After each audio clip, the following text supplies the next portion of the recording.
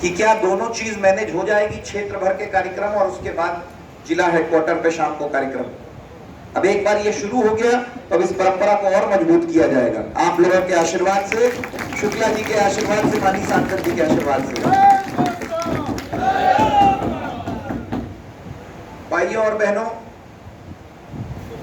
मैं आपको बताऊं, अब की बार चुनाव में मेरी आंख खुल गई। मैं बहुत ज्यादा केवल नाली, खड़ंजा, फ्लाईओवर, विकास, केवल इसी पे फोकस किए रहता था।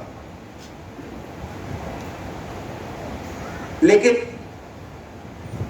मैंने देखा कि चुनाव में अब की बार एक अजीब सी नई गतिविधियां शुरू हो गई। हमेशा से विप्र समाज के हाथ में ये जिला हेडक्वार्टर की जो सीट है, सबसे वीआईपी सीट है पूरे मंडल की, ये विप्र समाज की रही है डॉक्टर राजेंद्र वाजपेयी के टाइम से। बीच में किसी कारणों से वो चली गई थी, लेकिन आपके भाई ने आप लोगों के आशीर्वाद से इसको विप्र समाज के लिए वापस प्राप्त किया। और हम किसी का हक नहीं मार रहे। ये एक एजुकेशन की फील्ड की विधानसभा है जहां पे एजुकेशन पे फोकस है, और विप्र समाज एजुकेशन में आगे रहता है। इसमें कौन सी नई बात है, हजारों साल से रहा है। औरंगजेब के जमाने में और जनरल डायर के जमाने में हमने अपने कल्चर को बचा के रखा है। तो जाहिर सी बात है कि एजुकेशन की वजह से, इलाहाबाद यूनिवर्सिटी की वजह से, इलाहाबाद हाई कोर्ट की वजह से ब्राह्मण समाज यहाँ पे हमेशा से भारी संख्या में था। लेकिन इसके बावजूद एक साजिश रची गई कि किस तरीके से विप्र समाज से इस विधानसभा को खाली कराया जाए। और वो काम हो जाता यदि आपने ये आवाज दी। भारतीय जनता पार्टी का बहुत अच्छा सिस्टम है, डेमोक्रेसी का सिस्टम है कि हर चीज की सर्वे होती है। और सर्वे में आपने जवाब दिया कि अगर ऐसा होगा तो भारतीय जनता पार्टी में ब्राह्मण समाज से ज्यादा कोई समाज वोट नहीं देता। बार बार सर्वे बताते हैं कि अगर 80% के ऊपर कंसिस्टेंटली भारतीय जनता पार्टी को कोई समाज वोट देता है तो वो विप्र समाज है, वो ब्राह्मण समाज है। लेकिन अगर आप छेड़खानी करने का काम करेंगे तो विप्र समाज जवाब देना भी जानता है।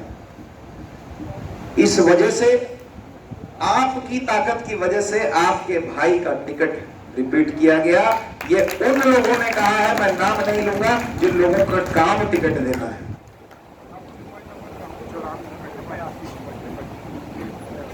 इसलिए भाइयों और बहनों, मैं उस बात को फिर से दोहराना चाहता हूं जिस बात को भाई जितिन प्रसाद जी ने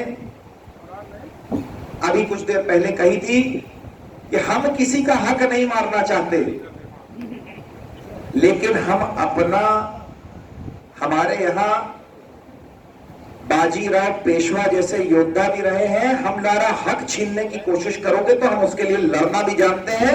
हम महाराष्ट्र से दिल्ली तक का रास्ता तय कर सकते हैं। इसलिए आप सब लोगों से मैं आज इस कार्यक्रम में इस बात पे कहना चाहता हूं, इस बात पे चाहता हूं कि आप लोग चिंतन करें कि इस तरीके के वार हमारे ऊपर होंगे। क्यों?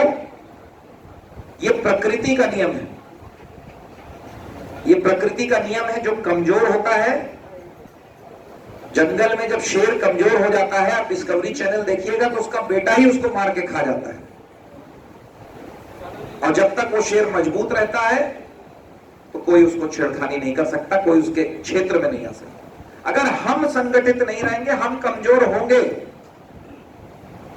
तो फिर ये कहना कि हमारे साथ ऐसा क्यों हुआ, क्यों अकेला विधायक एक बचा, क्यों उसका भी ऑलमोस्ट टिकट कट गया, ये सब सोचने से कोई फायदा नहीं। हमें एक रहना है, हमें सतर्क रहना है, हमें चतुर रहना है, और हमें उसी तरीके वार करना है जिस तरीके हमारे ऊपर वार हो रहा है। और हमेशा अपने मन में यह विश्वास रखना है कि हम किसी का हक नहीं मारना चाहते, लेकिन हम अपने हक की हिफाजत भी खुद करेंगे। हम हाथ नहीं फैलाएंगे, हम लड़के ले लेंगे। इसी बात के लिए आज मैंने पूरे जिले में मेजा, करछना, कुराव, कौंदियारा, चाका, मांडा, सब जगह समाज के साथियों का आह्वान किया है और बहुत अच्छा रिस्पांस मिला है। 40 डिग्री की गर्मी में काश्तकार लोग और बुजुर्ग लोग घंटों बैठे रहे कि जब तक विधायक जी नहीं आएंगे हम लोग अपने समाज की बातों को, सबसे मैं ही अकेले नहीं था, सारे वरिष्ठ लोग जब तक अपनी बातों को नहीं कह देंगे हम लोग बैठे रहेंगे। चिलचिलाती धूप में कुछ जगहों पे टेंट भी नहीं लगे थे।